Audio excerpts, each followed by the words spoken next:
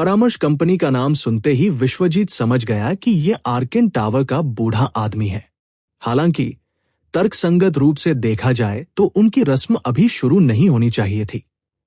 उन्होंने वीडियो भी नहीं भेजा था। इसके अलावा समझौते के अनुसार उन्हें आर्केन टावर में निरीक्षण के लिए जाना था। वे अचानक उनके पास क्यों आए? क्या ऐसा हो सकता है कि वे किसी चैन रेस्टोरेंट के खाने का प्रचार करना चाहते हों और बदले में पैसे मांग रहे हों? हालांकि विश्वजीत असमंजस में था, फिर भी उसने रिसेप्शन से उन्हें अंदर आने देने का अनुरोध किया। हालांकि जिसकी उसे उम्मीद नहीं थी वो ये थी कि जब कंसल्टिंग कंपनी का वह आकर्षक युवक बॉक्स लेकर अंदर आया तो रश्मि सिंह भी उसके पीछे पीछे अंदर आ गई। विश्वजीत अचंभित रह गई। नाना, तुम ऐसा क्यों कर रही हो? फिर उसने देखा कि युवक के हाथ में जो बक्सा था उस पर ढक्कन नहीं था।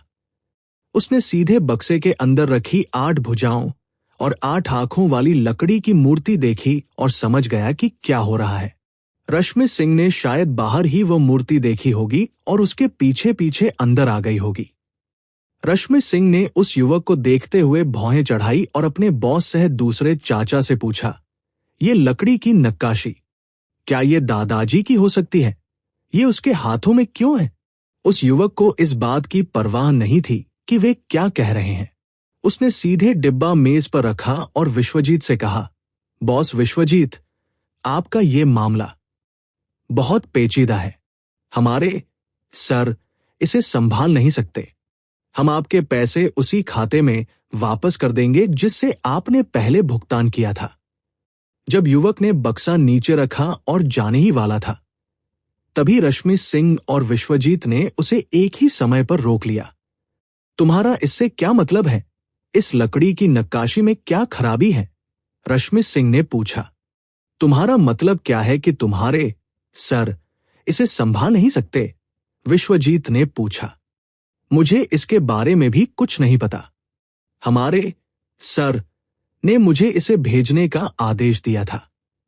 आज सुबह जब वे आए तो उन्होंने कहा कि इस लकड़ी की नक्काशी में बहुत बड़ी समस्या है और वे इसे ठीक नहीं कर सकते। खैर, उनका मतलब है कि वे आपके पैसे नहीं लेंगे और ये लकड़ी की नक्काशी आपको वापस कर देंगे। आप किसी और से इसे ठीक करवा सकते हैं। बोलते बोलते वो युवक उनकी प्रतिक्रिया का इंतजार किए बिना सीधे चला गया। दरअसल उसे भी ये बात पूरी तरह समझ नहीं आई। उसका बॉस हमेशा से पैसों का लालची रहा था। उसने पैसे जेब में रख लिए थे और रस्म भी पूरी कर ली थी, लेकिन उसने खुद पहल करके उन्हें थूक दिया। ये वाकई अजीब था। हालांकि जब उसने आज सुबह अपने बॉस के थके हुए चेहरे, लाल आंखों और पीले पड़े चेहरे के बारे में सोचा और जिस तरह से वो बार बार कह रहा था, आओ और मुझे ढूंढो, तो वो थोड़ा घबराए बिना नहीं रह सका। क्या मेरा बॉस पागल है? उस युवक के जाने के बाद रश्मि सिंह ने स्वाभाविक रूप से अपने दूसरे चाचा से लकड़ी की नक्काशी के बारे में पूछना जारी रखा। विश्वजीत ने कुछ भी नहीं छिपाया और अपनी भतीजी को बताया कि कैसे वह 28 तारीख की दोपहर को अपने पिता के बैठक कक्ष में सो गया था और उसे एक बुरा सपना आया जिसमें उसने 8 भुजाओं और 8 आंखों वाले राक्षस को देखा था। फिर उन्होंने अभी अभी उस युवक के बारे में बताया। वो आर्केन टावर की एक कंसल्टिंग कंपनी से था और वास्तव में वो इन विशेष समस्याओं से निपटने में माहिर था। अंत में विश्वजीत ने अत्यंत गंभीरता से कहा, नाना, लगता है इस लकड़ी की नक्काशी में वाकई कोई समस्या है। आपके दादाजी ने भी शायद ऐसा ही सपना देखा होगा। अब जब वह महोदय भी इसे ठीक नहीं कर पा रहे हैं, तो क्यों न हम इस लकड़ी की नक्काशी को लौटा दें या सीधे इससे छुटकारा पा लें। वैसे आपके दोस्त की पृष्ठभूमि क्या है? क्या ऐसा हो सकता है कि उसने इसे खुद न तराशा हो बल्कि किसी और से लिया हो और ये साफ सुथरा न हो? अपने चाचा की बातों से रश्मि सिंह बेहद क्रोधित हो गई। उसने तुरंत लकड़ी की नक्काशी उठाई और चली गई। वो बहुत गुस्से में थी। तभी उसे समझ आया कि 28 तारीख की दोपहर को उसके चाचा ने लकड़ी की नक्काशी के बारे में पूछने के लिए क्यों फोन किया था। जगत मेहरा द्वारा बनाई गई लकड़ी की नक्काशी कितनी विचित्र हो सकती है, और क्या उन्हें बुरे सपने भी आते हैं? सैबर की लकड़ी की नक्काशी हमेशा उसके बेडरूम में ही रहती थी, तो फिर उसे बुरे सपने क्यों नहीं आते थे? क्या उसे वास्तव में शक था कि उसकी सहेली की लकड़ी की नक्काशी साफ नहीं थी? रश्मि सिंह ने तो अपने दादाजी को भी नाराज लोगों की सूची में शामिल कर लिया। अगर उन्हें लकड़ी की नक्काशी में कुछ गड़बड़ महसूस हुई होती, तो वे पहले उससे संपर्क कर सकते थे। उसने उसके चाचा से इसे किसी परामर्श कंपनी के पास ले जाने के लिए क्यों कहा? विवरण से तो साफ पता चलता है कि वे लोग झूठे थे। अगर उसके चाचा अंधविश्वासी थे तो ठीक था, लेकिन उसके दादाजी भी इतने भ्रमित क्यों हो गए? अपनी सीट पर लौटने के बाद रश्मि सिंह ने लकड़ी की नक्काशी की एक तस्वीर ली और उसे जगत मेहरा को भेज दिया। उसने गुस्से में आकर उसे अपनी खोज के बारे में बताया। रश्मि सिंह, हालांकि मेरे दूसरे चाचा को भविष्यवाणी की कला और इस तरह की चीजों के बारे में सोचना पसंद है, लेकिन वे इतने अज्ञानी और अंधविश्वासी व्यक्ति नहीं लगते।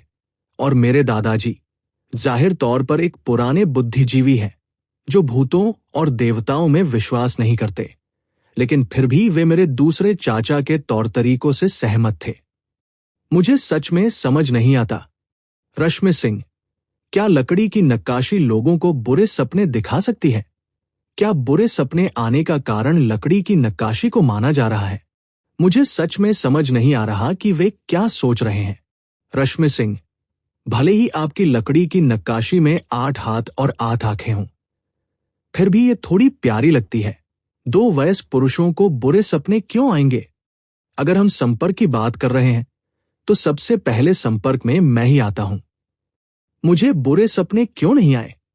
रश्मि सिंह, और उस महोदय ने तो सुबह सुबह किसी को लकड़ी की नक्काशी भिजवाने के लिए भेजा और कहा कि एक बड़ी समस्या है और वह इसे संभाल नहीं सकता, इसलिए उसे धन वापसी चाहिए। क्या यह स्पष्ट नहीं है कि वह एक बड़ी मछली पकड़ने के लिए लंबी लाइन फेंक रहा है? क्या मुझे अपने दूसरे चाचा के लकड़ी की नक्काशी लेकर दोबारा उनके दरवाजे पर जाने और उनसे मीठी बातों और अधिक पैसों से समस्या का समाधान जारी रखने की विनती करने का इंतजार करना चाहिए? रश्मि सिंह, खैर, मैं ये लकड़ी की नक्काशी उन्हें नहीं दूंगी। मुझे ये पसंद आई थी। अगर मेरे दादाजी ने आपकी दी हुई तलवार न देखी होती और आपसे लकड़ी की नक्काशी की इच्छा न जताई होती, तो मैं इसे खुद ले आती। रश्मि सिंह, अचानक इतने सारे संदेश भेजने के लिए मुझे बहुत खेद है। मेरे 2 सबसे करीबी रिश्तेदार सचमुच ऐसे अंधविश्वासी काम कर रहे हैं। मुझे शिकायत करने का कोई हक नहीं है, इसलिए मैं अब और चुप नहीं रह सकती। रश्मि सिंह, अय्या, मैं बहुत गुस्से में हूं। जगत मेहरा एक के बाद एक आ रहे संदेशों को देखकर अचंभित रह गया। फोन की स्क्रीन और इंटरनेट के जरिए उसे मानो रश्मि सिंह का गुस्से वाला चेहरा दिखाई दे रहा था। और जब उसने 8 भुजाओं और 8 आंखों वाली लकड़ी की नक्काशी को महसूस किया, तो वास्तव में उसे अस्पष्ट रूप से थोड़ा गुस्सा महसूस हुआ। लेकिन मन ही मन वह रश्मि सिंह के दूसरे चाचा और दादा का बचाव करने से खुद को रोक नहीं पाया। उनकी गलतफहमी के लिए उन्हें दोष नहीं दिया जा सकता। अगर जगत मेहरा को बिना किसी पूर्व सूचना के ऐसी स्थिति का सामना करना पड़ता, तो सच कहूं तो वो भी उलझन भरी दिशा में ही सोचता। खैर, चाहे कुछ भी हो जाए, लकड़ी की नक्काशी का काम पहले निपटाना ही होगा। नाना, असल में मेरी लकड़ी की नक्काशी में थोड़ी सी गड़बड़ है। मैंने पहले कई बारीकियों को ठीक से नहीं बनाया था, लेकिन अचानक मुझे एक विचार आया। मैं सोच रहा था कि आपसे कैसे मदद मांगूं ताकि मैं इसे फिर से निखार सकूं। मेरे पास एक और लकड़ी की नक्काशी है, इसे अपने दादाजी को दे दो और फिर मुझे 8 भुजाओं वाली लकड़ी की नक्काशी दे दो। जगत मेहरा ने धन वापसी का जिक्र नहीं किया, क्योंकि वह जानता था कि अगर उसने ऐसा किया तो उसे अपनी 8 भुजाओं और 8 आंखों वाली लकड़ी की मूर्ति वापस नहीं मिलेगी। रश्मि सिंह किसी भी कीमत पर उसे धन वापसी नहीं करने देगी। नहीं, मुझे भी यही चाहिए। रश्मि सिंह ने एक गंभीर इमोजी भेजा। फिर जब मेरा काम पूरा हो जाएगा तो मैं इसे तुम्हें दे दूंगा। जगत मेहरा ने एक संदेश भेजा। सबसे बुरी स्थिति में वो 8 भुजाओं और 8 आंखों वाली एक नई लकड़ी की मूर्ति बना सकता था। वे इस बात पर सहमत हुए कि वह और कविता बंसल रात के खाने के लिए जगत मेहरा के घर जाएंगी और लकड़ी की नक्काशी भी साथ ले जाएंगी। जगत मेहरा ने बातचीत समाप्त की और इंटरनेट पर उस परामर्श कंपनी को खोजना शुरू कर दिया जिसका जिक्र रश्मि सिंह ने अभी किया था। रश्मि सिंह से हुई बातचीत से जगत मेहरा ने लगभग इस बात की पुष्टि कर ली कि सपने में उसने 8 भुजाओं और 8 आंखों वाली लकड़ी की नक्काशी देखी थी, जिसके अनुसार वार्ड में पहला मरीज रश्मि सिंह के दादाजी थे। बूढ़े व्यक्ति का डर उनकी अपनी शारीरिक बीमारी से उपजा था। होटल में दूसरा मरीज रश्मि सिंह के दूसरे चाचा थे। उनका डर संभवतः उनके विवाहेतर संबंधों के उजागर होने के बाद परिवार द्वारा तिरस्कृत किए जाने और उससे संबंधित व्यवहारों के कारण होने वाली बीमारी से था। तीसरे मरीज के बारे में संभवतः वो परामर्श कंपनी में काम करने वाला व्यक्ति था। लेकिन कंसल्टिंग कंपनी में काम करने वाले व्यक्ति को इतना भारी सपना क्यों आएगा? उसका डर क्या था? जगत मेहरा को कुछ हद तक अंदाजा था, लेकिन वह पूरी तरह आश्वस्त नहीं था। इसलिए उसने ज़ेनफा बिल्डिंग और कंसल्टिंग कंपनी कीवर्ड्स का उपयोग करके कंपनी का पूरा नाम खोजा। फिर उन्होंने कंपनी के कानूनी प्रतिनिधि और शेयरधारकों की निवेश संबंधी जानकारी कॉर्पोरेट क्रेडिट घोषणा प्रणाली में पाई। उन्होंने उनसे संबंधित प्रशासनिक दंड की जानकारी, निष्पादन के अधीन व्यक्ति की जानकारी और उनके द्वारा दायर मुकदमों की जांच की। फिर उन्होंने विभिन्न प्लेटफॉर्मों पर उनसे संबंधित जानकारी खोजी। सर्च इंजन पर उन्हें कुछ ऐसे प्रश्न मिले जो परामर्श कंपनी की पृष्ठभूमि के बारे में पूछ रहे थे, लेकिन लिंक गायब था। सर्च इंजन के वेब पेज के स्नैपशॉट से ऐसा प्रतीत हुआ कि प्रश्नकर्ता परामर्श कंपनी की वेबसाइट पर गया था। बाद में उन्हें लगा कि खर्च किया गया पैसा व्यर्थ था और उन्हें धोखा दिया गया था। परिणामों को देखते हुए यह स्पष्ट है कि इस पोस्ट को पीआर द्वारा हटा दिया गया था। जगत मेहरा को इस परामर्श कंपनी के बारे में कुछ जानकारी थी। यह मूल रूप से बुद्धि आधारित कर वसूलने वाली कंपनी थी और इस कंपनी को शुरू करने से पहले इसके मुखिया ने अलौकिक शक्तियों के नाम पर शायद इससे भी कहीं अधिक घिनौने काम किए होंगे। इसलिए 8 भुजाओं और 8 आंखों वाली मूर्ति से प्रेरित होकर आया सपना इतना भयानक था। उस नाम का बार बार इस्तेमाल करके लोगों को धोखा देने से, भले ही वह जानता था कि यह सच नहीं है, उसके अवचेतन मन में कुछ धारणाएं बैठ जाना स्वाभाविक था। जगत मेहरा ने एक पल सोचा, अपना फोन उठाया, अधिकारी चमन की प्रोफाइल पिक्चर ढूंढी, जिनसे उन्होंने काफी समय से संपर्क नहीं किया था, और एक संदेश भेजा। भाई चैन, क्या आप वहां हैं? मुझे एक सवाल पूछना है। मेरे एक दोस्त के बुजुर्ग को बुरा सपना आया था। वे लू आर्केन टावर में स्थित एक परामर्श कंपनी में परामर्श के लिए गए और 6,000 रुपये से अधिक का भुगतान किया।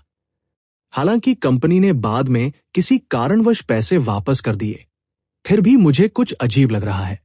क्या कंपनी का व्यवसाय वैध है? क्या ये कोई धोखेबाज हो सकता है?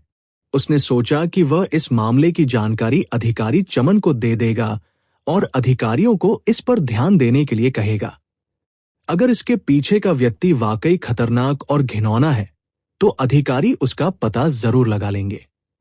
यदि ऐसा नहीं होता, तो वे किसी अच्छे व्यक्ति पर गलत आरोप नहीं लगाते। जहां तक उनकी बात है, वे एक कानून का पालन करने वाले नागरिक के रूप में अपने कर्तव्य का निर्वाह कर रहे थे।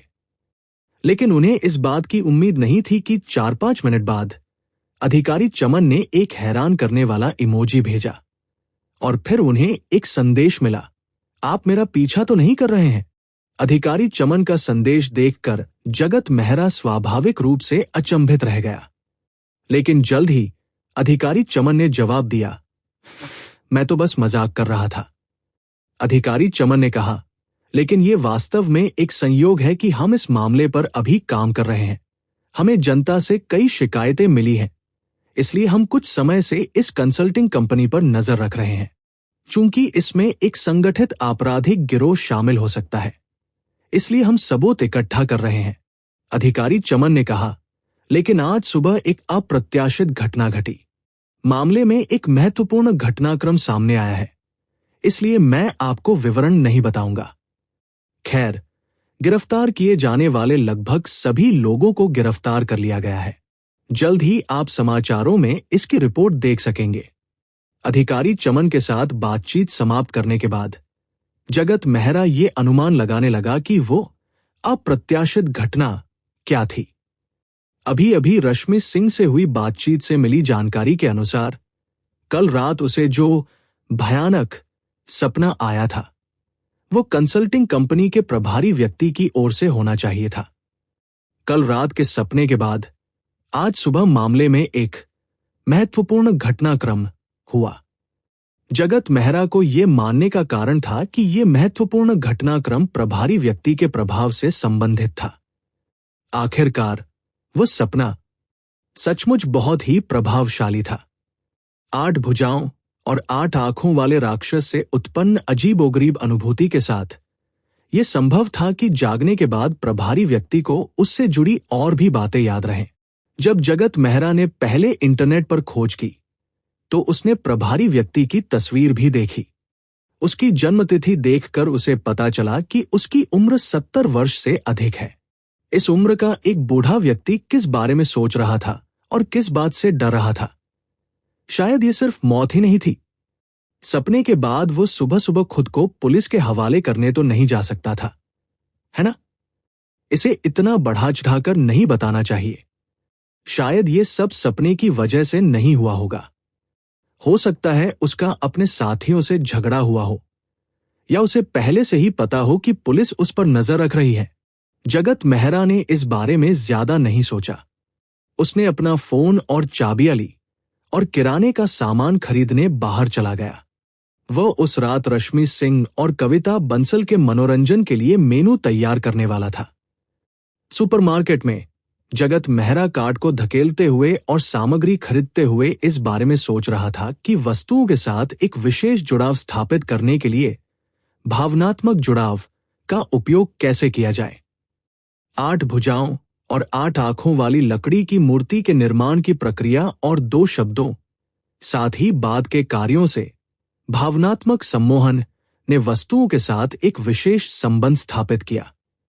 यह संभवतः भावनात्मक आत्मसात्करण का एक रूप था। इसे सरल शब्दों में वस्तुओं पर भावनात्मक आत्मसात्करण के प्रभाव के रूप में समझा जा सकता है। जगत मेहरा को अब विश्वास हो गया था कि यद्यपि वह नहीं जानता था कि ये उसके प्रशिक्षण के कारण था या पिशाच उत्परिवर्तन की जड़ के कारण, उत्परिवर्तनों की एक श्रृंखला के बाद उसकी चेतना अब उसके आसपास की चीजों को एक निश्चित सीमा तक प्रोग्राम करने में सक्षम प्रतीत होती थी। मनुष्यों या अन्य प्राणियों में चेतना, स्मृतियां, भावनाएं, विचार आदि होते थे।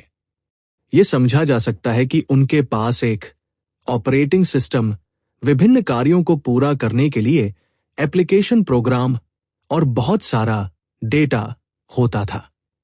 इसलिए चाहे जगत मेहरा ने मानसिक धमकी, भावनात्मक आत्मसात्करण या प्रक्षेपण का प्रयोग किया हो, वह उन्हें वास्तविक समय में प्रभावित कर सकता था। वह एक कैसे स्वतंत्र सिस्टम से संपर्क स्थापित कर सकता था जो इंटरनेट से जुड़ा नहीं होना चाहिए था। वह उन्हें कुछ निर्देश दे सकता था और कुछ डेटा प्रतिक्रिया प्राप्त कर सकता था। कागज के तौलिए, सिक्के और लकड़ी के लट्ठे जैसी निर्जीव वस्तुओं के लिए उसे अपनी चेतना के माध्यम से उन्हें स्वरूपित करने की आवश्यकता होती थी, इससे पहले कि वह उनमें इच्छित कार्यों को प्रोग्राम कर सके। इसलिए निर्जीव वस्तुओं को प्रभावित करने में, चाहे वह ESP कनेक्शन हो या भावनात्मक संचार, वे सजीव प्राणियों को प्रभावित करने की तुलना में बहुत धीमी गति से काम करते थे। इसके अलावा प्रभाव दिखाने से पहले उन्हें रक्तपान की अवधि से गुजरना पड़ता था। शायद रक्तपान की अवधि समाप्त होने के बाद उसके मस्तिष्क में मौजूद पृष्ठभूमि अनुप्रयोग जो वस्तुओं पर प्रोग्राम किए गए कार्यों के अनुरूप थे, संकलित और चलित हो जाएंगे। वे प्रोग्राम और फंक्शन मूल रूप से वस्तु की बाहरी संरचना पर कोई सीधा प्रभाव नहीं डालते थे। वे केवल जगत मेहरा की चेतना से संवाद कर सकते थे और डेटा प्रसारित कर सकते थे, या वे अन्य लोगों की चेतना से जुड़ सकते थे। ईएसपी कनेक्शन और इमोशनल इन्फ्यूजन एक ही ऑब्जेक्ट पर साथ साथ मौजूद नहीं हो सकते थे। शायद इसका कारण यह था कि उनके फॉर्मेट एक दूसरे के अनुकूल नहीं थे और उनके ऑपरेटिंग वातावरण अलग अलग थे। बेशक ये महज एक परिकल्पना थी जिसे जगत मेहरा ने अपने स्वयं के चिंतन और समझ के लिए गढ़ा था। इस परिकल्पना के अनुसार जगत मेहरा अब ये पता लगाना चाहता था कि भावनात्मक संचार के माध्यम से वस्तुओं को प्रोग्रामिंग करने की प्रक्रिया कैसे कार्यान्वित होती है। क्या इसे डीकंपाइल करने, इसे लागू करने का तरीका जानने और फिर इसमें सुधार करने का कोई तरीका था? दो समस्याएं थीं जिनका समाधान करना आवश्यक था। एक, क्या भावनात्मक संचार वाली वस्तुओं में शांत लोगों की भावनाओं को प्रभावित करने और आत्मसात करने की क्षमता थी? अगर ऐसा है तो पहले उन पर इसका असर क्यों नहीं पड़ा? इसे कैसे सुलझाया जा सकता है? दो, वो भावनात्मक संचार वस्तुओं से प्राप्त भावनाओं को कैसे निकाल सकता था और उनका उपयोग कैसे कर सकता था? पहली समस्या के बारे में बात करें तो जगत मेहरा के पास फिलहाल दो विचार थे। एक था उत्पादन समय बढ़ाना, यानी भावनात्मक संचार की अवधि बढ़ाना। हालांकि वो 8 भुजाओं और 8 आंखों वाली लकड़ी की मूर्ति बनाने में पहले ही 10 घंटे से अधिक समय बिता चुका था, जो काफी लंबा समय था। रक्तपान की अवधि के दौरान किसी वस्तु को बनाने में वो 100 घंटे से अधिक का समय होश में रहते हुए तो नहीं लगा सकता था, है ना? ये बहुत बड़ा निवेश होगा और इतने लंबे समय तक एक ही भावना को बनाए रखना बहुत मुश्किल होगा। दूसरा उपाय यह था कि वस्तुओं की संख्या बढ़ाई जाए और एक ही भावना के भावनात्मक संचार विधि का उपयोग करके अधिक संबंधित वस्तुएं बनाई जाए। फिर वह यह देखने का प्रयास करेगा कि क्या वह किसी निश्चित स्थान में उनके प्रभावों को बढ़ा सकता है और दूसरों को दूर से प्रभावित कर सकता है। दूसरी समस्या के संबंध में पिछले परीक्षणों के आधार पर, चाहे वो मानसिक धमकी हो या भावनात्मक संचार, एक पूर्व शर्त थी। जगत मेहरा को पहले एक निश्चित भावना में प्रवेश करना होगा। मानसिक उत्पीड़न के लिए आवश्यक भावनात्मक स्थिति को प्राप्त करना आसान था क्योंकि लक्ष्य स्पष्ट था। हालांकि यदि भावनाएं अधिक तीव्र और हिंसक हो तो प्रतिक्रिया के कारण तर्कशक्ति खोना आसान था। इसके विपरीत भावनात्मक आवेश में किसी भावना में प्रवेश करना कहीं अधिक कठिन था, लेकिन भावनाओं में बहकर तर्क शक्ति खोना आसान नहीं था। वह फिर भी अपनी मौजूदा आदतों और व्यक्तित्व के अनुसार ही कार्य करता था। जगत मेहरा ने एक बार खूल और पक्षी बाजार में आकाश में विचरण करते हुए एक विशाल उल्लू की छवि को अपने मन में संजोया था। फिर उसने दुनिया को ऊपर से देखते हुए एक राजा की भावनाओं का अनुकरण किया। हालांकि इस भावना का स्रोत उल्लू की स्मृति नहीं थी। अंततः उसने स्वयं उन स्मृति छवियों के माध्यम से इसे अनुभव किया। इसलिए संबंधित वस्तुओं से निकाले गए भावों को सीधे मानसिक धमकी और भावनात्मक आवेश पर लागू नहीं किया जाना चाहिए। निकाले गए भावों को अपने भावों में परिवर्तित करने के लिए डेटा रूपांतरण प्रक्रिया की आवश्यकता थी। जहां तक इन्हें परिवर्तित करने की बात है, उसके लिए समस्या का विशिष्ट विश्लेषण आवश्यक होगा। जगत मेहरा अभी अपनी क्षमताओं के बारे में सोच ही रहा था और उन्हें प्रोग्रामिंग के जरिए समझने की कोशिश कर रहा था कि तभी उसकी जेब में रखा फोन वाइब्रेट हुआ। उसने फोन उठाया और देखा कि रश्मि सिंह का मैसेज आया है। यह उसकी बहन का मैसेज था और उसके होने वाले जीजा ने कविता बंसल से सुना था कि जगत मेहरा का खाना बेहद स्वादिष्ट वे दोनों आज रात खाने पर आना चाहते थे और जानना चाहते थे कि क्या ये संभव है। सच कहे तो जगत मेहरा की प्रवृत्ति थोड़ी संकोची थी। हालांकि लोगों से संवाद करने और व्यवहार करने की उसकी क्षमता पहले से कहीं बेहतर हो गई थी, फिर भी वह दिल से ऐसा व्यक्ति नहीं था जिसे चहल पहल करना और बहुत सारे नए दोस्त बनाना पसंद हो। वो रश्मि सिंह और कविता बंसल से पहले से ही परिचित था। यह कहा जा सकता है कि वह उनके साथ दोस्ती के तौर पर बहुत सहज महसूस करता था। हालांकि जब बात उनके रिश्तेदारों और दोस्तों की आती थी, तो भले ही वह जानता था कि वे बहुत अच्छे लोग हैं, फिर भी उसे थोड़ी असहजता महसूस होती थी। इसके अलावा कविता बंसल और रश्मि सिंह उनकी कई आदतों से पहले से ही परिचित थी। अगर उन्हें दूसरों के साथ रहना पड़ता तो उन्हें उन सभी आदतों के बारे में फिर से बताना पड़ता। उन्हें ये बहुत झंझट भरा लगता था। हालांकि उनके पास उन्हें अस्वीकार करने का कोई उचित कारण नहीं था। इसलिए जगत मेहरा ने जवाब देने से पहले एक पल के लिए संकोच किया। बिल्कुल, कोई दिक्कत नहीं। उन्हें कौन सा स्वाद पसंद है, इसे विशेष रूप से तैयार करने की कोई आवश्यकता नहीं है। इसका मूल स्वाद ही बहुत अच्छा है। धन्यवाद, शेफ जगत।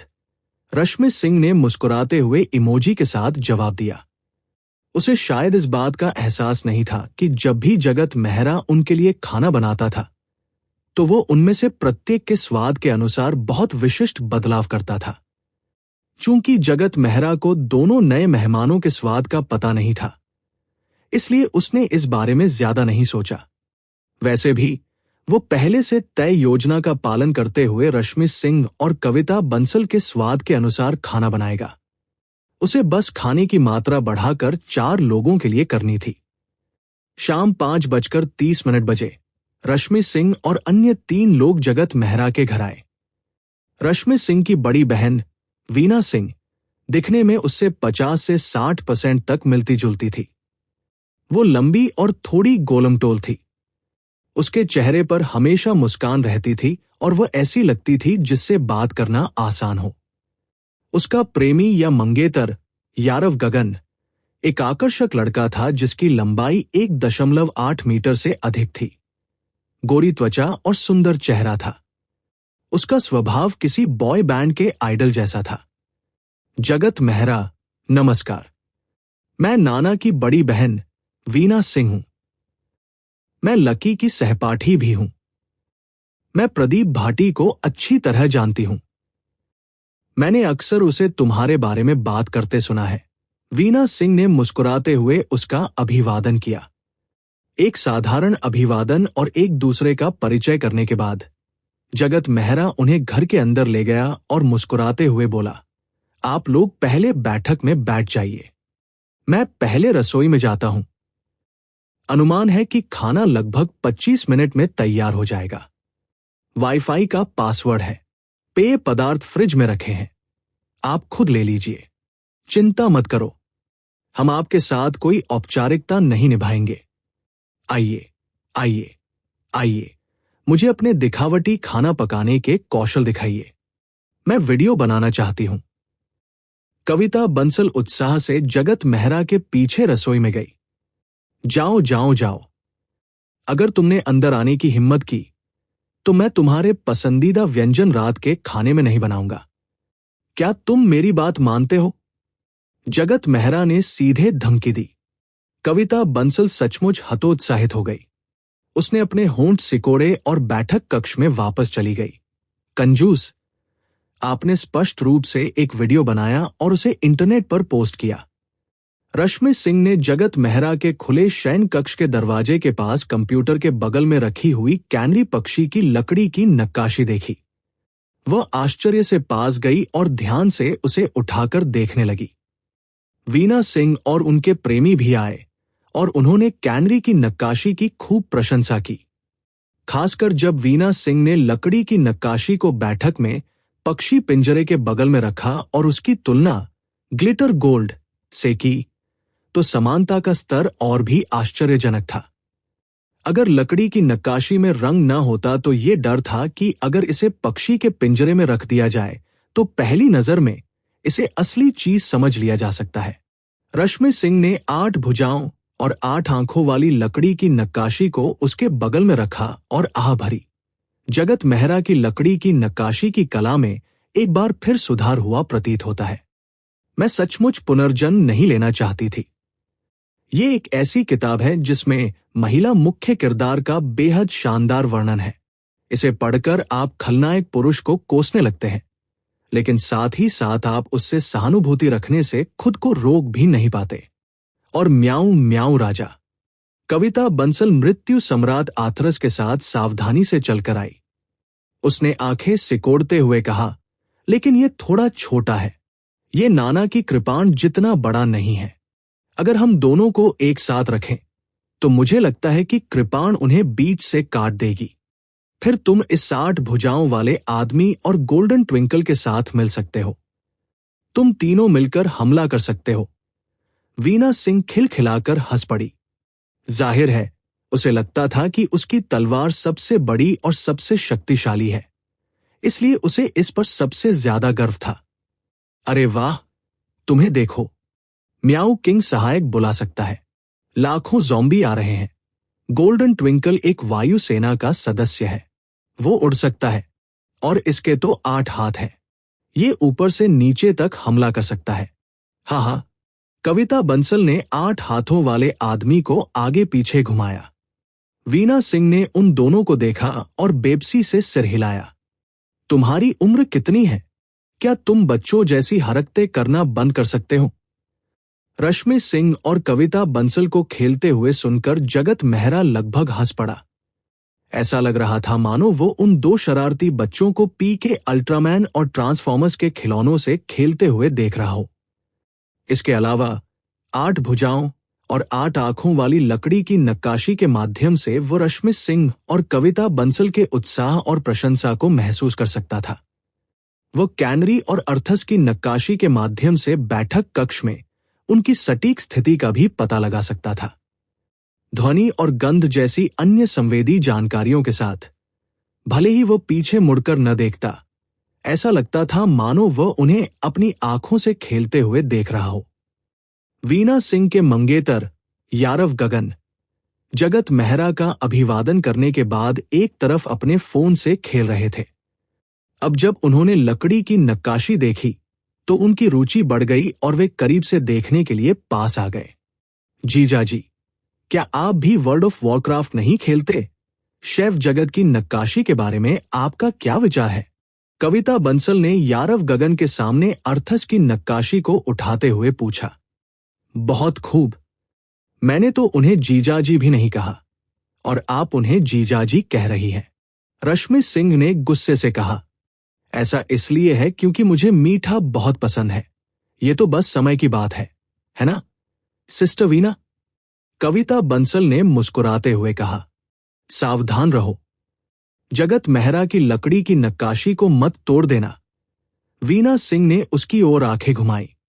कोई बात नहीं, अगर ये खराब हो गया तो मैं भुगतान कर दूंगी।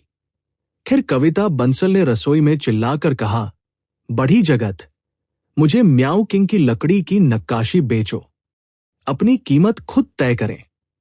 मैं वादा करता हूं कि मैं मोल भाव नहीं करूंगा।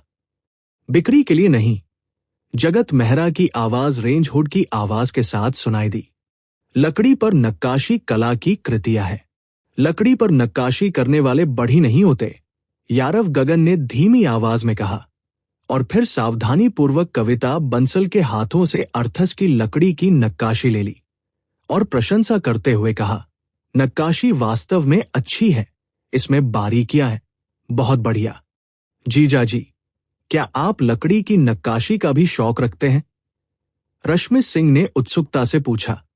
हालांकि अभी थोड़ी देर पहले वह कविता बंसल को डांट रही थी, अब वो अपने जीजा को बुला रही थी। नहीं, लेकिन नक्काशी वाकई बहुत अच्छी है, यारव गगन ने कहा। वीना सिंह ने अचानक उत्सुकता से पूछा, नाना, चिड़िया का पिंजरा बंद क्यों नहीं है? क्या जगत मेहरा को इस बात का डर नहीं है कि ये पक्षी उड़ जाएगा? रश्मि सिंह तुरंत पिंजरे की ओर ऐसे बढ़ी जैसे कोई खजाना पेश कर रही हो और बोली, बहन, ये कोई साधारण पक्षी नहीं है। मैं आपको इससे मिलवाती हूं। ये हमारा दिव्य मानसिक पक्षी गोल्डन स्पार्कल है। जो लोग मानव स्वभाव को समझते हैं वे मानव भाषा को भी समझ सकते हैं। सुनहरी चमक। जगत मेहरा ने इस पक्षी को इतना पुराना नाम क्यों दिया? वीना सिंह ने व्यंग्यपूर्वक कहा। कविता बंसल इतनी जोर से हंसी कि वो लगभग अपनी ही लार में डूब गई। रश्मि सिंह का चेहरा भी थोड़ा उदास था, लेकिन उसने ज्यादा कुछ नहीं कहा। इसके बजाय उसने पिंजरे की चौखट पर आराम कर रही गोल्डन स्पार्कल से कहा, स्पार्कल, हम पर एक एहसान करो। हमारे लिए एक गाना गाओ। आओ, आओ, आओ और बहन के ऊपर खड़ी हो जाओ। रश्मि सिंह ने पिछली बार जब जगत मेहरा ने गोल्डन स्पार्कल को चिढ़ाया था तब की तरह ही हरकतें की, लेकिन गोल्डन स्पार्कल धीरे धीरे क्रॉसबार के थोड़ा और करीब चली गई और उसने उसकी तरफ देखा तक नहीं। कविता बंसल ने बगल से सुझाव दिया, भोजन का इस्तेमाल करके उसे लुभाओ। अगर खाना होगा तो स्वादिष्ट होगा। लेकिन चाहे वे दोनों कितना भी इधर उधर उछल कूद करते रहे, गोल्डन स्पार्कल पिंजरे से बाहर नहीं निकली, बल्कि सबसे अंदरूनी हिस्से में चली गई।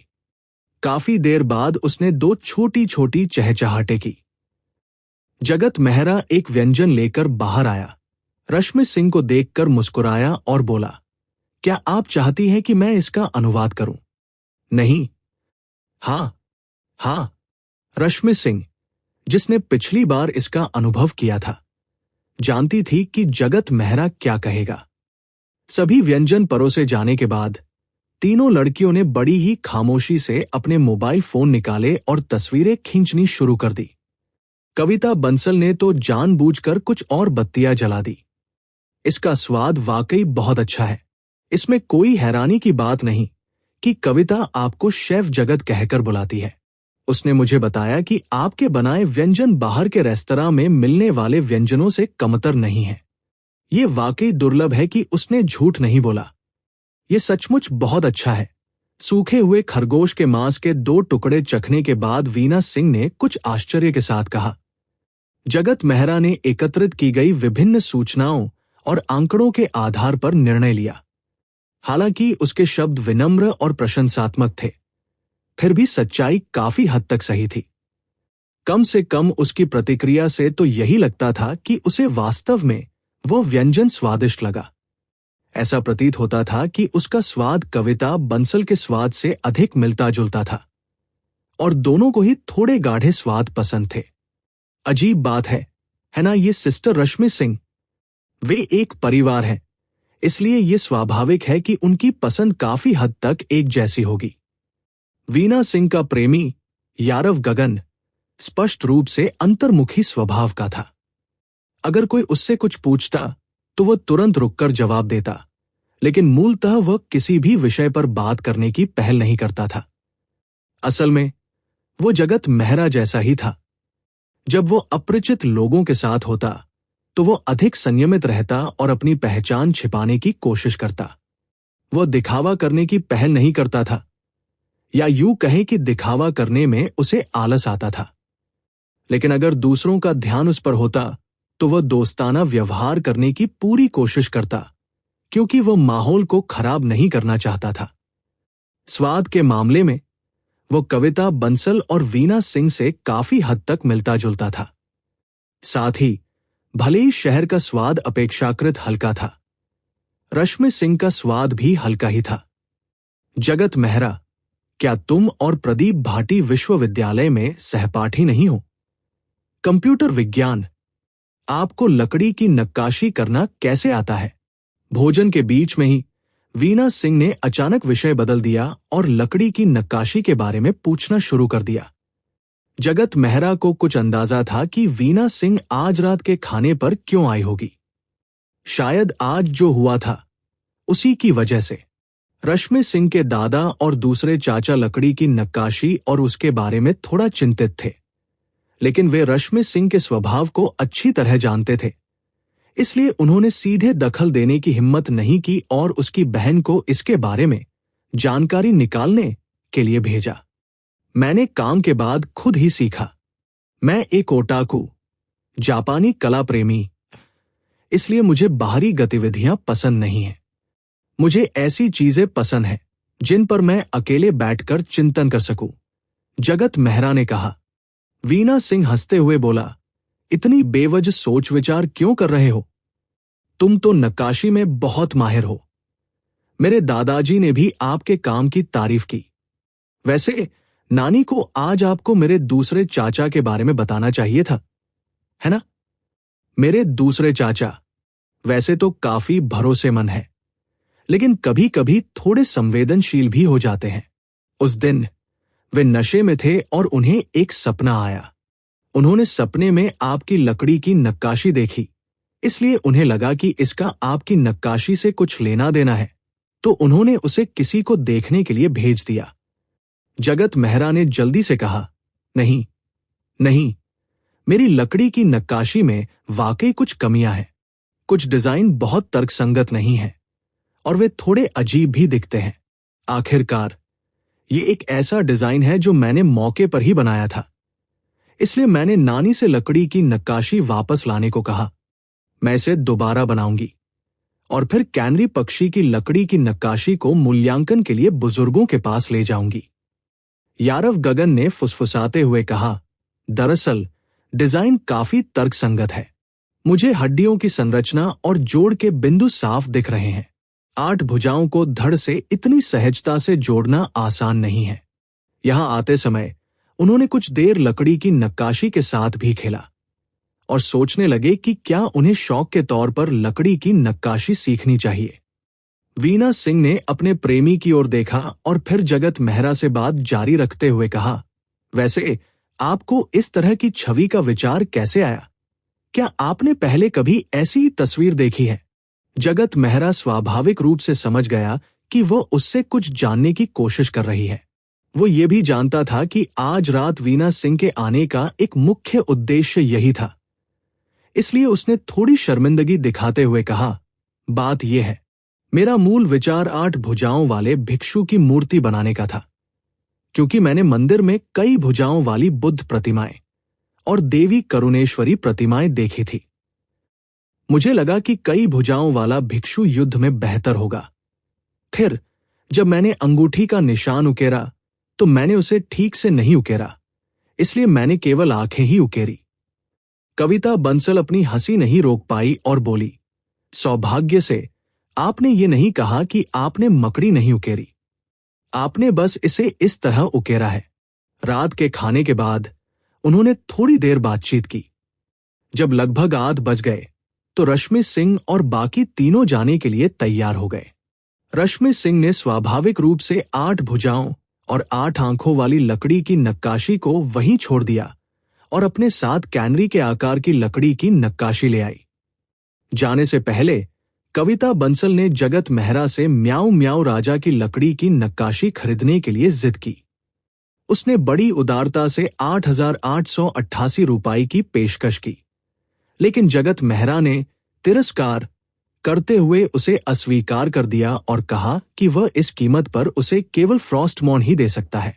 वापसी के रास्ते में कविता बंसल गाड़ी चला रही थी और उसने कुछ नाराजगी से कहा, नाना, आपका बड़ी जगत बहुत पक्षपाती है। आपने अपने दादाजी के लिए जो लकड़ी की नक्काशी खरीदी थी उसकी कीमत मात्र 5,000 रुपए थी। मैंने 8,000 रुपए से अधिक की पेशकश की और आपने मुझसे कहा कि आप केवल एक छोटी लकड़ी की तलवार ही खरीद सकते हैं। वो तलवार तो बहुत छोटी है, मैं उसे क्यों खरीदूंगा? कान साफ करने के लिए? रश्मि सिंह चमकदार लकड़ी की नक्काशी के साथ खेलते हुए हंसते हुए बोली, क्या तुम्हारे कान इतने बड़े हैं? उसका स्पष्ट तात्पर्य यह है कि वह इसे बेच नहीं रहा है। क्या उसने आपसे वादा नहीं किया था कि वह आपके लिए जन्मदिन का उपहार विशेष रूप से तैयार करेगा? कविता बंसल ने बुदबुदाते हुए कहा, मेरे जन्मदिन में अभी बहुत समय बाकी है। पीछे की सीट पर बैठी और अपने मोबाइल फोन से खेल रही यारव गगन ने भी फुसफुसाते हुए कहा, 8,000 रुपए वाकई बहुत महंगा है। अगर ये लगभग 2,000 रुपए होता तो मैं भी उससे एक बनवाने के लिए कहती। उनके बगल में बैठी वीना सिंह ने अपने प्रेमी को असहाय होकर देखा और फिर रश्मि सिंह से पूछा, जगत मेहरा काफी हट्टा कट्टा दिखता है। मैंने सुना है कि वो अक्सर कसरत करता है। उसने रात के खाने में इतना कम क्यों खाया? ओह, वो हमेशा से ऐसा ही है। वो थोड़ा थोड़ा करके बार बार खाता है। मुझे लगता है कि हमारे आने से पहले ही उसने पौष्टिक भोजन कर लिया होगा। रश्मि सिंह ने जगत मेहरा को समझाया। वह काम नहीं कर रहा है। खर्चों का क्या होगा? वीना सिंह ने पूछा। उसने सॉफ्टवेयर आउटसोर्सिंग के कुछ काम ले रखे हैं। उसने इतने सालों तक काम किया है, इसलिए उसके पास अभी भी काफी बचत है। इसके अलावा क्या उन्होंने उसे झांग परिवार के 2 बच्चों को बचाने के लिए इनाम के तौर पर 200,000 रुपए नहीं दिए थे? रश्मि सिंह ने कहा। पीछे की सीट पर बैठी यारव गगन ने फिर फुसफुसाते हुए कहा, अच्छे प्रोग्रामर के लिए अच्छी नौकरी ढूंढना आसान है। चिंता मत करो। फिर वो बिना सिर उठाए अपने मोबाइल फोन से खेलने लगी। ऐसा लग रहा था कि उसे किसी प्रतिक्रिया की उम्मीद नहीं थी। वीना सिंह को अपने प्रेमी को जवाब देने का तरीका नहीं सूझ रहा था, इसलिए उसने उसे अनदेखा करना ही बेहतर समझा। फिर उसने आगे की सीट पर बैठी अपनी बहन से पूछा, क्या जगत मेहरा बहुत समय पहले उस घर में नहीं रहने चला गया था? उसने फर्नीचर क्यों नहीं जोड़ा? कम से कम एक सोफा, एक टीवी या कुछ और ही लगा देता, है ना? वह इतना आलसी है कि यह काम नहीं करेगा। वैसे भी वो अक्सर मेहमानों का स्वागत नहीं करता। मेरे और कविता के अलावा जिया वहां जाया करती थी। उसके अलावा और कोई मेहमान नहीं होता होगा। रश्मि सिंह ने कहा, बहन, क्या तुम मेरे घर आना चाहती हो? चलो जीजाजी के साथ मकान मालिक से लड़ों का खेल खेलते हैं। जगत मेहरा के साथ खेलना उबाऊ है, खासकर जब जिया भी वहां हो। इससे मुझे और कविता को ऐसा लगता है जैसे हमारी बुद्धि में कुछ गड़बड़ है। कविता बंसल ने भी सहमति जताते हुए कहा, हाँ, बढ़ी और जिया की तरह ये सब धोखा दे रहे हैं। वीना सिंह ने सिर हिलाया और अपने प्रेमी की ओर देखा, जो अपने मोबाइल फोन पर टेलीग्राम ग्रुप में किसी से चैट कर रहा था। उसने कहा, यारव गगन आजकल वो वॉरक्राफ्ट का पुराना गेम खेल रही है। उसे 9 बजे वापस खेलने जाना है।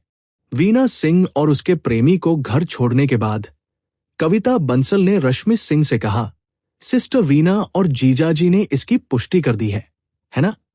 रश्मि सिंह ने उसकी ओर आंखें घुमाते हुए कहा, तुम तो उसे जीजाजी कह ही रही हो, फिर भी ये सवाल क्यों पूछ रही हो? मेरे माता पिता उनसे मिल चुके हैं, मेरे दादाजी भी उनसे मिल चुके हैं, और मेरे बहनोई के माता पिता भी मेरी बहन से मिल चुके हैं। मुझे लगता है कि वे बस अपने माता पिता के मिलने और शादी की तारीख तय होने का इंतजार कर रहे हैं। मुझे लगता था कि सिस्टर वीना को दबंग सीईओ या प्रभावशाली व्यक्ति पसंद आएंगे। कविता बंसल ने आह भरी।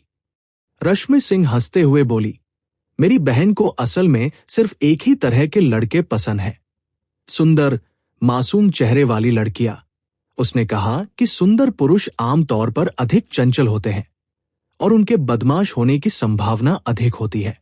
दूसरी ओर मेरे देवर का चेहरा और शरीर किसी आदर्श जैसा है, लेकिन दिल किसी ओटाकू पुरुषों के प्रति जुनूनी जैसा है। वो अधिक आश्वस्त करने वाला है और उसे इस बात की चिंता नहीं करनी पड़ती कि वो बाहर किसी आवारा औरत के बहकावे में आ जाएगा। ये बात समझ में आती है। कविता बंसल ने सहमति में सिर हिलाया। गेम के प्रति जुनूनी होना कम से कम दूसरी महिलाओं के प्रति जुनूनी होने से तो बेहतर है। वैसे तो मुझे लगता था कि आप अपीयरेंस एसोसिएशन के सदस्य हैं, लेकिन मुझे उम्मीद नहीं थी। ये सही नहीं है। दरअसल आपको लंबे समय से जानने के बाद मुझे एहसास हुआ कि कारपेंटर जगत काफी आकर्षक है। मुझे तो उनके गंजे सिर को देखने की आदत भी हो गई है। साथ ही अब उनका शरीर भी काफी सुडौल है। नहीं, अगर आप कहते हैं कि मैं अपीयरेंस एसोसिएशन का सदस्य हूं तो ठीक है, लेकिन आपने जगत मेहरा का जिक्र क्यों किया? अरे कुछ नहीं, बस यूं ही ख्याल आया और मैंने कैजुअली कह दिया। हाँ, याद रखना कि कारपेंटर जगत से मेरा जन्मदिन का तोहफा जल्द से जल्द बनवाने में मेरी मदद करना। साथ रहने वाले घर में लौटने के बाद यारव गगन स्वाभाविक रूप से कंप्यूटर की ओर दौड़ी और ऑनलाइन होकर टीम गेम खेलने की तैयारी करने लगी। हालांकि जब उसने लॉगिन करने के लिए इंतजार कर रहे लोगों की संख्या देखी तो वो निराशा से चीख पड़ी। वीना सिंह बालकनी में गई और व्हाट्सएप का इस्तेमाल करके अपने दादाजी से वीडियो चैट की। वीना, तुम रात के खाने के बाद वापस आ गई, आपको क्या लगता है? वीडियो कॉल के दूसरी तरफ श्री नील ने अपना फोन आंगन में रखी पत्थर की मेज पर रखा और चिंता से पूछा। वीना सिंह ने जगत मेहरा के घर रात के खाने पर जाने की पूरी प्रक्रिया का संक्षिप्त वर्णन किया। उन्होंने उस हिस्से पर विशेष जोर दिया जहां उन्होंने जगत मेहरा से 8 भुजाओं और 8 आंखों वाली लकड़ी की नक्काशी का कारण पूछा था। दादाजी, मैंने जगत मेहरा के घर जाते समय रास्ते में लकड़ी की नक्काशी देखी। उसमें कुछ भी गलत नहीं है। मुझे लगता है कि यह अभी भी मेरे दूसरे चाचा की समस्या है। मैंने अपनी दूसरी चाची को व्हाट्सएप पर कई बार इसका जिक्र करते सुना है। वे अक्सर शाम को 3 या 4 बजे घर आते हैं, फिर सो जाते हैं। हो सकता है कि वे कुछ दिनों तक बात न कर पाए। कभी कभी तो वे रात को घर ही नहीं आते। अगर वो हर दिन इसी तरह शराब पीता रहता तो उसके शरीर और दिमाग को निश्चित रूप से समस्याएं होती और उसके लिए संदेह करना आसान हो जाता। वैसे दादाजी, क्या आपको भी बुरा सपना आया था? मैंने दूसरे चाचा से सुना कि तुमने भी 8 भुजाओं वाले राक्षस का सपना देखा था। क्या यह सच है? श्री नील एक पल के लिए रुके और जल्दी से बोले, मैंने नहीं किया। मैंने उसे कब बताया कि मैं सपना देख रही थी? मैंने उसे बस इतना बताया कि कभी कभार बुरे सपने आना सामान्य बात है। वीना सिंह ने संदेह से पूछा, तो दादाजी, आपको क्यों लगता है कि लकड़ी की नक्काशी में कुछ गड़बड़ है? मैंने ये नहीं कहा कि कोई समस्या है। समस्या तो आपके दूसरे चाचा ने कही थी। श्री नील ने दृढ़ता से कहा, दादाजी, अगर आपको कोई समस्या नहीं लगती तो आपने दूसरे चाचा से लकड़ी की नक्काशी पर अनुष्ठान करने के लिए किसी को ढूंढने के लिए क्यों कहा? आपने मुझे आज नाना के साथ जगत मेहरा के घर जाकर देखने के लिए क्यों कहा? आपके दूसरे चाचा ने तो यह बात इतने आत्मविश्वास से कही। मैं निश्चित रूप से नहीं कह सकता कि कोई समस्या नहीं है। मुझे बस नानी की चिंता है। वीना सिंह ने कहा, खैर, मुझे नहीं लगता कि उसके घर जाने में कोई दिक्कत होगी। वो स्वादिष्ट खाना बनाता है, विनोदी है और बहुत दयालु है। उसके पास एक चिड़िया भी है। दादाजी, वो अब से बेहतर पक्षी पालता है। पिछली बार आपने जो चिड़िया पाली थी वो मर गई, लेकिन उसने जो पाली है उसे पिंजरे में बंद करने की भी जरूरत नहीं है। आपको उसके उड़ जाने की चिंता भी नहीं करनी पड़ेगी।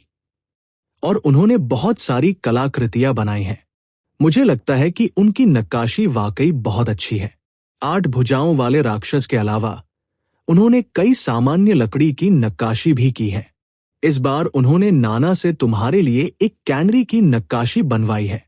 मुझे इन चीजों की ज्यादा समझ नहीं है, लेकिन मुझे लगता है कि ये वाकई बहुत अच्छी है।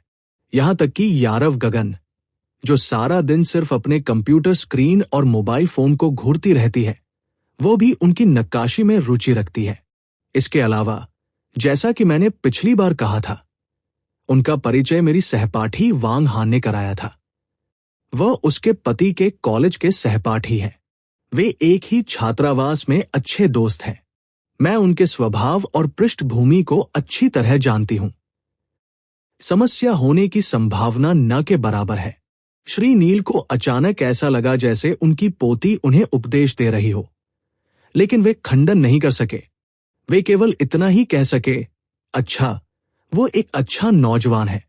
मुझे अभी भी उससे मिलने और व्यक्तिगत रूप से बात करने का मौका ढूंढना होगा। वीना सिंह ने मुस्कुराते हुए कहा, तो आप बाद में नानी से बात कर सकते हैं। वो आपके लिए कैनरी की लकड़ी की नक्काशी भेजने का समय जरूर निकालेंगी। सुबह रश्मि सिंह से हुई फोन कॉल के बारे में सोचते हुए श्री नील को अजीब तरह से अधिक अपराधबोध महसूस हुआ। तांग बहनों, कविता बंसल और यारव गगन को विदा करने के बाद जगत मेहरा ने जल्दी से बर्तन धोए, रसोई साफ की और बचा हुआ खाना फेंक दिया। फिर उसने दिन भर में सोची गई योजना पर काम शुरू किया। उसी भावनात्मक अवस्था में वो कई भावनात्मक उत्तेजना पैदा करने वाली वस्तुएं बनाता और फिर अगले रक्तपान के दौर के बाद उनका परीक्षण करता। वह देखना चाहता था कि क्या ये प्रयोगशाला किसी व्यक्ति की भावनाओं में गुणात्मक परिवर्तन ला सकती है और उसे प्रभावित कर सकती है। जगत मेहरा ने भी ध्यानपूर्वक विचार किया था कि उसे कौन सी भावना चुननी है। ठीक शुरुआत की तरह उन्होंने अनजाने में मैं जो बन गया हूं और जिस स्थिति में फंस गया हूं उससे डरने की भावना का इस्तेमाल किया। हालांकि नक्काशी के दौरान यह भावना बहुत तीव्र नहीं थी, फिर भी लोगों पर इसका प्रभाव अजीबोगरीब कहा जा सकता है। खासकर कंसल्टिंग कंपनी के प्रमुख के लिए वह सपना निश्चित रूप से एक मनोवैज्ञानिक छाप छोड़ेगा। तो अब अगर वह लोगों पर भावनात्मक प्रभाव का परीक्षण करना चाहता है तो वह निश्चित रूप से अधिक सकारात्मक भावना का चयन करेगा।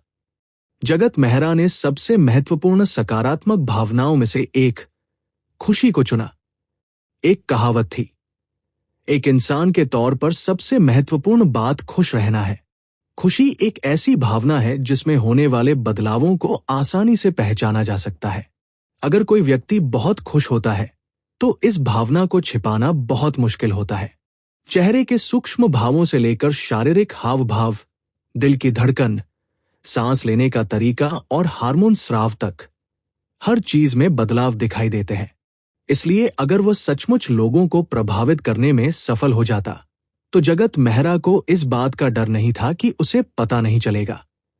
खुशमिजाज होने के तरीके के बारे में जगत मेहरा ने कुछ ऐसी फिल्में, टीवी सीरियल, उपन्यास, एनिमेशन आदि देखने का विकल्प चुना जिन्हें देखकर उसे हंसी आती थी।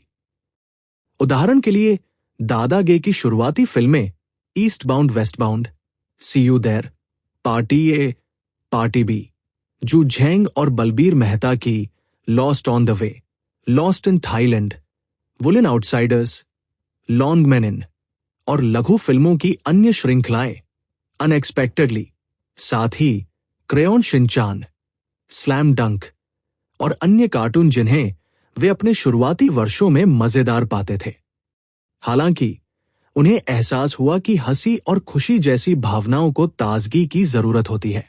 ये कुछ ऐसी भावनाओं की तरह नहीं थी जो अतीत को याद करके प्राप्त की जा सकती थी।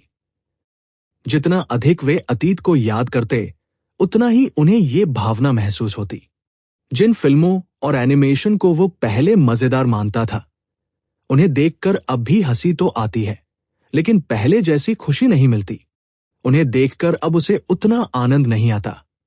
और जब उसे अतीत की भावनाएं याद आती थी तो वो खुद को उनमें पूरी तरह से डुबो नहीं पाता था और खुद को उस अवस्था में प्रवेश करने नहीं दे पाता था। शायद खुशी एक अधिक यथार्थवादी, ताजा और सतही भावना थी। जगत मेहरा ने अपना सिर खुजाया और समय देखा। 11 बज चुके थे। उसने सोचा कि क्या रश्मि सिंह सो रही होगी। उसने व्हाट्सएप पर एक स्टिकर भेजा।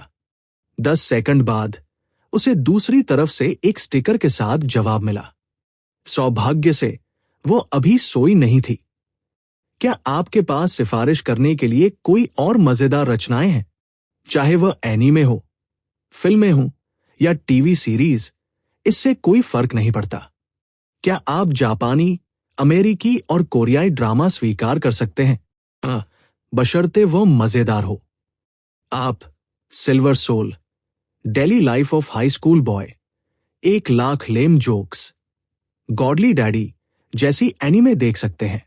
अरे हाँ, इसी शैली की एक जापानी फिल्म सेटो इनलैंड सी भी है। How to steal the key और every day when I come home I see my wife playing dead भी बुरी नहीं है। कुछ साल पहले I take my brother away, Charlotte's troubles और बैशफुल आयरन फिस्ट भी है।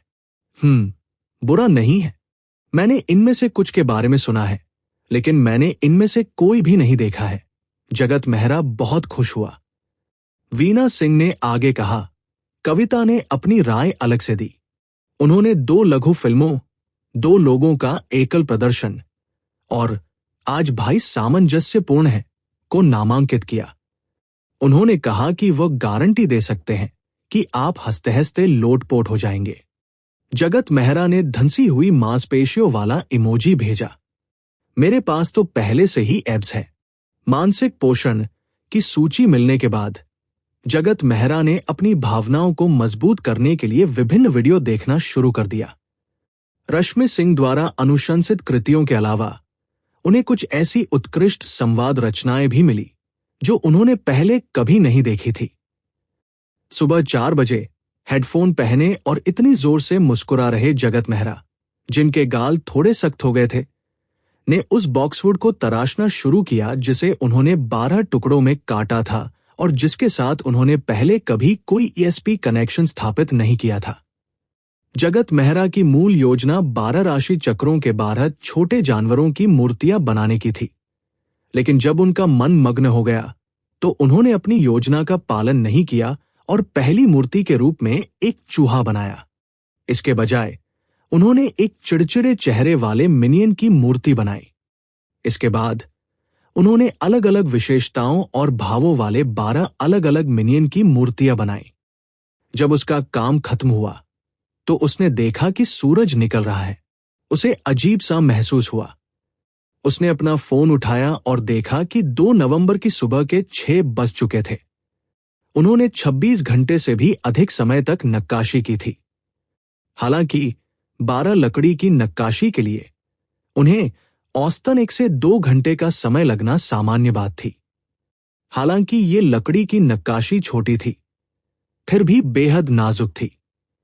इसके अलावा जगत मेहरा ने इन्हें पूरी तरह से हाथ से तराशा था। बिजली की चक्की का इस्तेमाल नहीं किया था। यह अधिक कठिन और शारीरिक शक्ति को थकाने वाला काम था। बेशक जगत मेहरा के लिए यह कोई समस्या नहीं थी। यदि वो इन्हें सजावटी वस्तु बनाना चाहता तो लकड़ी की ये 12 छोटी छोटी नक्काशी अभी भी तैयार उत्पाद से काफी दूर थी। इन्हें अभी भी पॉलिश और तराशने की आवश्यकता थी, जिसमें काफी समय लगेगा। हालांकि जगत मेहरा के लिए ये ऐसी रचनाएं नहीं थी जिन्हें वह दान करना चाहता था। ये तो केवल ऐसे उपकरण थे जिनका वह उपयोग और प्रयोग करना चाहता था। इसलिए उसे इतनी परेशानी उठाने की कोई आवश्यकता नहीं थी, क्योंकि हर बार एक मिनियन की मूर्ति को तराशने के बाद उसे एक रोमांचकारी अनुभूति होती थी। इसलिए उसे 80% यकीन था कि इन मिनियंस में उसकी भावनाएं सफलतापूर्वक समाहित हो गई थी और उनके साथ एक विशेष संबंध स्थापित हो गया था।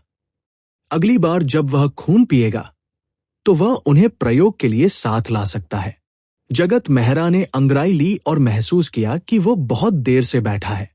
अगर वह सामान्य व्यक्ति होता तो अब तक उसे बवासीर हो चुकी होती। खाना पीना और शौचालय जाना तो दूर की बात है। अगर सुबह न हुई होती तो वो अपनी निराशा दूर करने के लिए कई बार पहाड़ पर दौड़कर जाता। सुबह करीब 8 बजे जगत मेहरा ने अपनी मां को फोन किया। थोड़ी देर बातचीत के बाद उसकी मां ने पहल करते हुए बताया कि बुधवार रात को उसने एक सपना देखा था। उसने सपने में देखा कि बैदराबाद कस्बा का एक बूढ़ा आदमी उनके घर आया था और जगत मेहरा के पिता के साथ शतरंज खेल रहा था। उन्हें बैदराबाद कस्बा में बिताए दिन याद आ रहे थे और उन्होंने ये भी बताया कि उस बूढ़े व्यक्ति ने जगत मेहरा को सुलेख कला सिखाई थी।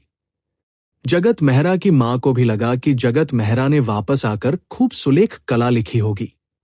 इसलिए उन्हें अचानक उस दिवंगत बूढ़े व्यक्ति की याद आ गई और उन्होंने जीवन की क्षणभंगुरता पर शोक व्यक्त किया। फोन रखने के बाद जगत मेहरा के मन में कुछ अटकलें थी। पहली बात तो यह है कि उसकी मां ने सपने का जिक्र केवल बुधवार रात को किया था और बुधवार 30 तारीख 2 दिन पहले थी। उसके बाद की 2 रातों में उसे उन 3 भावनात्मक उत्तेजना वाली चीजों का एहसास नहीं हुआ। इसका मतलब यह था कि शायद यह वैसा ही था जैसा उसने पहले अनुमान लगाया था। जब उसे उन चीजों का एहसास होता था तभी वे उसके आसपास सो रहे लोगों को प्रभावित करती थी, उनकी भावनाओं को जगाती थी और उन्हें सपने देखने पर मजबूर करती थी। दूसरा, भावनात्मक संवेग वाली वस्तुएं स्वयं दूसरों की भावनाओं को प्रभावित करने में सक्षम नहीं हो सकती हैं। इस कार्य के सक्रिय होने से पहले जगत मेहरा द्वारा उन्हें महसूस किया जाना और उनके साथ किसी प्रकार का संबंध स्थापित करना आवश्यक था। इसका मूल कारण संभवतः जगत मेहरा की भावनात्मक आत्मसात्करण क्षमता थी। अगर ऐसा था तो उसे अपने पिता से सुलेख भेजने के लिए कहने की जरूरत नहीं थी। जब तक उसे इसका एहसास नहीं होता, उसके माता पिता पर कोई असर नहीं पड़ता। फिर जगत मेहरा ने जिया राठौर के घर पर मौजूद सुलेख को महसूस किया। वो अभी भी ठहरे हुए पानी के तालाब की तरह था। उसने अगले कुछ दिनों तक हर दिन इसे महसूस करने का फैसला किया। उसे विश्वास नहीं था कि वह इसे एक बार भी महसूस नहीं कर पाएगा। जब तक शेरली उसके शब्दों को खैक नहीं देती या उन्हें उससे बहुत दूर किसी कोने में छिपा नहीं देती, तब तक शेरली ऐसा नहीं कर पाएगी। जिया ऐसा नहीं करेगा, है ना? जैसे ही वो इस बारे में सोच रहा था कि क्या वो व्हाट्सएप पर अप्रत्यक्ष रूप से जिया से पूछे, अचानक अधिकारी चमन की व्हाट्सएप प्रोफाइल पिक्चर सामने आ गई, जिससे जगत मेहरा घबरा गया। उसने देखा तो पता चला कि यह वीडियो अधिकारी चमन ने भेजा था। अधिकारी चमन उससे लगभग कभी बात नहीं करती थी। जब भी वो उससे संपर्क करने की पहल करती तो आमतौर पर कोई जरूरी बात होती थी। इसलिए जगत मेहरा ने गंभीरता से वीडियो चालू किया। फिर उसने खुद को देखा। ये क्लिप मेघजारा रेस्टोरेंट की रसोई में बांस के चूहे का मांस पकाते हुए उनके 10 मिनट के वीडियो से ली गई थी, जिसमें वे बड़े ही दिखावटी अंदाज में खाना बना रहे थे। वीडियो में उन्हें चाकू से हरी मिर्च के डंठल और बीज तेजी से निकालते हुए दिखाया गया था, और फिर उन्होंने धीरे धीरे खाने की विशेषताओं का परिचय देना शुरू किया। हालांकि मूल आवाज हटा दी गई थी और वीडियो की गति को समायोजित कर दिया गया था। फिर इसमें बलबीर मेहता की सोलो मार्शल आर्ट्स की पंक्तियां जोड़ दी गई। मैं युवा पीढ़ी का अर्पित सिन्हा हूं और मैं विशेष रूप से सलाह लेने आया हूं। आज हम तय करेंगे कि कौन ताकतवर है और कौन कमजोर, और हम मौत तक लड़ेंगे। हालांकि मुंह की हरकतें बहुत अच्छी नहीं थी, लेकिन यह संवाद जगत मेहरा के चाकू चलाने के कौशल और उनके जानबूझकर अपनाए गए विशेषज्ञ व्यवहार के साथ मिलकर एक अवर्णनीय सामंजस्य स्थापित करता था। जगत मेहरा ने वीडियो देखना बंद किया ही था और जवाब देने ही वाला था कि तभी उसे एहसास हुआ कि अधिकारी चमन ने एक और वीडियो भेजा है। यह वीडियो बहुत छोटा था, सिर्फ कुछ सेकंड का। इसमें भी जगत मेहरा खाना बनाते हुए दिख रहा था। ये एक वीडियो क्लिप थी जिसमें वो उबलते पानी में बांस के चूहे का मांस पका रहा था, और बैकग्राउंड साउंड बदलकर टाइटैनिक के डायलॉग "तुम कूदो, मैं कूदूंगा" बजने लगा। फिर वीडियो में सब कुछ बदल गया और एक बर्तन में तेल में पकाए जा रहे बांस के चूहे के मांस का एक क्लिप दिखाई देने लगा, और पृष्ठभूमि की आवाज वही रही, "तुम कूदो, मैं कूदता हूं"। अंत में दृश्य बदल गया और बांस के चूहे का मांस बर्तन से निकाला जा रहा था, और फिर भी वही वाक्य था, "तुम कूदो, मैं भी कूदूंगा"। जगत मेहरा के होठों का कोना हल्का सा फड़क उठा। उसने वीडियो बंद कर दिया और कुछ भेजने ही वाला था कि तभी अधिकारी चमन ने एक और वीडियो भेजा और साथ में हंसते हुए रोने वाला इमोजी भी जोड़ दिया। यह वीडियो भी अपवाद नहीं था। यह अभी भी जगत मेहरा द्वारा बांस के चूहे का मांस पकाने के वीडियो का संपादित संस्करण था। यह उस आखिरी दृश्य का संक्षिप्त विवरण था जब उसने बांस के चूहे का मांस बर्तन से निकाला था, और पृष्ठभूमि की आवाज अभी भी बदली हुई थी। मैं अपने दोस्तों को कभी भी वो काम करने के लिए मजबूर नहीं करता जो वे नहीं करना चाहते। मेरे अपने सिद्धांत हैं। मैं जीवन भर दूसरों के पैरों तले कुचला जाना नहीं चाहता। क्या आपको लगता है कि मैं भिखारी हूं? मैंने 3 साल तक एक अवसर का इंतजार किया है। मैं अपने स्वाभिमान के लिए लड़ना चाहता हूं, यह साबित करने के लिए नहीं कि मैं महान हूं, बल्कि दूसरों को यह बताने के लिए कि मुझे अपना खोया हुआ सब कुछ वापस पाना ही होगा। भाई मां की आवाज का लहजा जगत मेहरा के शांत और संक्षिप्त भाव से बिल्कुल मेल नहीं खाता था। लेकिन उसमें एक अजीब सी विचित्रता का एहसास था। अधिकारी चमन, क्या तुम्हारे पास करने के लिए और कुछ बेहतर नहीं? जगत मेहरा ने गुस्से वाला इमोजी भेजा। इस दौरान उन्होंने रश्मि सिंह को ग्रुप में बांस के चूहे को पकाने की प्रक्रिया के ये वीडियो शेयर करते हुए नहीं देखा। उन्हें लगा कि बेवकूफ नेटिजन्स ने वीडियो को भुला दिया होगा। अप्रत्याशित रूप से यहां तक कि अधिकारी चमन ने भी इसे देख लिया, जिनके पास जाहिर तौर पर इंटरनेट ब्राउज करने का ज्यादा समय नहीं था। ये बेवकूफ इंटरनेट यूजर्स अभी तक कोई नया निशाना क्यों नहीं ढूंढ पाए? 10 मिनट के कुकिंग वीडियो में ऐसा क्या खास है? भेड़ पकड़ने का क्या मतलब है? अधिकारी चमन ने लगातार 3 हंसने और रोने वाले इमोजी भेजे।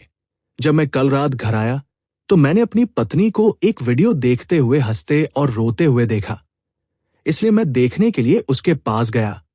पहली नजर में मुझे लगा कि वीडियो में चश्मा पहने गंजा आदमी जाना पहचाना लग रहा है। ध्यान से देखने पर पता चला कि वो तो आप ही थे। अच्छा है जगत मेहरा, तुम इंटरनेट सेलिब्रिटी बन गए हो। इंटरनेट सेलिब्रिटी बनने का मेरा कोई इरादा नहीं।